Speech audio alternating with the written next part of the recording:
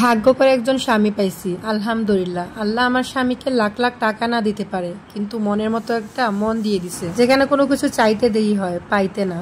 একটা সময় মানুষ আমাকে বলতো আমার নাকি কানতে কানতে দিন যাবে, আমার নাকি নাকের পানি চোখের পানি। কারণ হলো আমার যেরকম চলাফেরা, আমার যেরকম খাওয়া দাওয়া, আমার কাপড় চোপড়ের যে এইগুলা নাকি বিয়ের পর আর থাকবে না। তাই জন্য আমাকে আগে থেকেই সংযুক্ত হওয়ার জন্য অনেকেই পরামর্শ, এটাও বলতো আমার নাকি কখনো সুখ হবে না। কিন্তু আলহামদুলিল্লাহ আলহামদুলিল্লাহ আল্লাহ স্বয়ং নিজ হাতে আমার স্বামীকে আমার জীবনে পাঠিয়ে ওই সব মানুষকে আল্লাহ নিজেই জবাব দিয়ে দিলেন। কিছু মানুষ তো এটাও বলে রেখেছিল আমার বিয়ের পর নাকি আমার বাবা মাকে ভিক্ষা করে খেতে হবে, কিন্তু আল্লাহ তাদেরকেও জবাব দিয়ে দিলেন। আল্লাহ এটা দেখিয়ে দিলেন যে আল্লাহ আছেন। আর কোনো মানুষ যদি কাউকে ছোট করতে চায়, তাইলে চাইলেই তারা ছোট করতে পারে। আল্লাহ যাকে টেনে তুলে মানুষ কি তাদের নামাতে পারে? আসসালামু আলাইকুম, সবাই কেমন আছেন? আশা করি সবাই ভালো আছেন। আলহামদুলিল্লাহ, আমরাও আপনাদের সবার দয়া অনেক ভালো আছি। এই সময় যেরকম শরীরটা যায় আর কি, তেমনটাই মোটামুটি। কিছু খেতে পারি না, শুতে পারি না, দাঁড়াতে পারি না, মাথা ঘুরায়, চোখ অন্ধকার করে আনে। তো সবাই একটু দোয়া করবেন আমার জন্য আর আমার স্বামী সন্তানের জন্য। ও জানে যে আমার খুরা খুব পছন্দ, গরুর খুরা।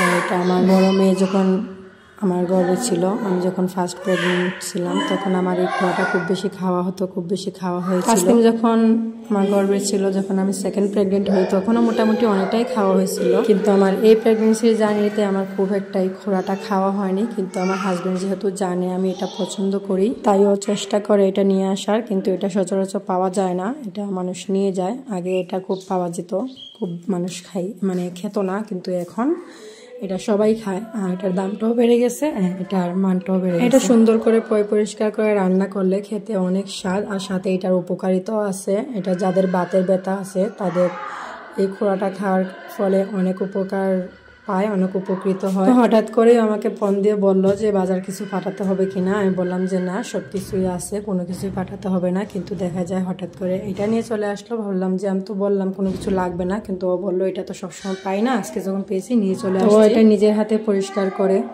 কেটে কুটে দিছে, আমি জাস্ট রান্না করলাম। একটু আগে বললাম না যে ভাগ্য করে একজন স্বামী পাইছি, আসলেই ভাগ্য করে, অনেক ভাগ্য করে আমি আমার স্বামীকে পাইছি। আমার স্বামী আমাকে কষ্ট পেতে দেয় না, ও আমার চোখের পানি সহ্য করতে পারে না, আমার কষ্ট সহ্য করতে পারে না। আমি জানি আমি কষ্ট পেলেও কষ্ট পাই, তারপরে ওর সামনে আমি অনেক সময় অভিনয়টা করতে পারি না। আমার যখন যেটা ফিল হয় আমি সেরকম, তারপরে আমার হাজব্যান্ড অনেক কষ্ট পায়। আমি আমার হাজব্যান্ডকে আমার মন থেকে সরি বলতে চাইতেছি। আমি সবসময় চেষ্টা করি যেন ও আমার দ্বারায় কোনো কষ্ট না পায়, কিন্তু তারপরও আমার দ্বারা ও কষ্ট হয়ে যায় ভুল, কিন্তু আমি ইচ্ছাকৃতভাবে সেই ভুলগুলা করি না, জান।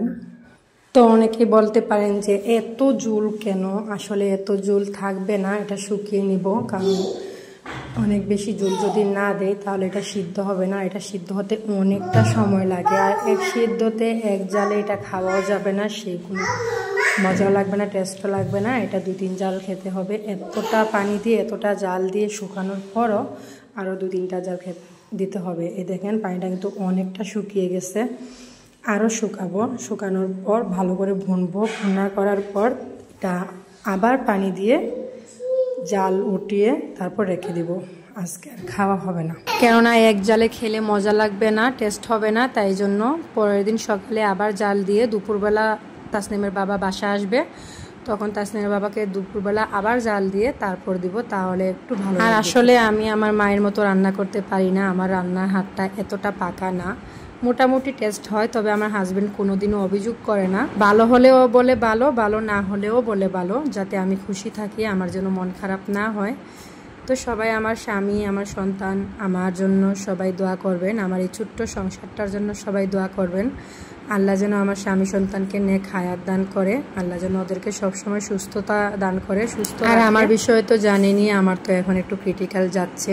আপনারা সবাই আমার জন্য দোয়া করবেন, আল্লাহ যেন আমাকে সুস্থভাবে উদ্ধার করে আর আমাকে সুস্থ রাখে। আমার যেহেতু স্বামী সন্তান আছে, ওদের জন্য হলেও যেন আল্লাহ আমাকে সুস্থ রাখে। আল্লাহ যাকে পৃথিবীতে পাঠাচ্ছেন তাকে যেন আল্লাহ সুস্থভাবে পাঠান, নেক হায়াত দিয়ে, তারপর যেন এই পৃথিবীতে পাঠান, আর তাকে যেন আল্লাহ নেক হায়াত দিয়ে দেন। সবাই ভালো থাকবেন। আসসালামু আলাইকুম।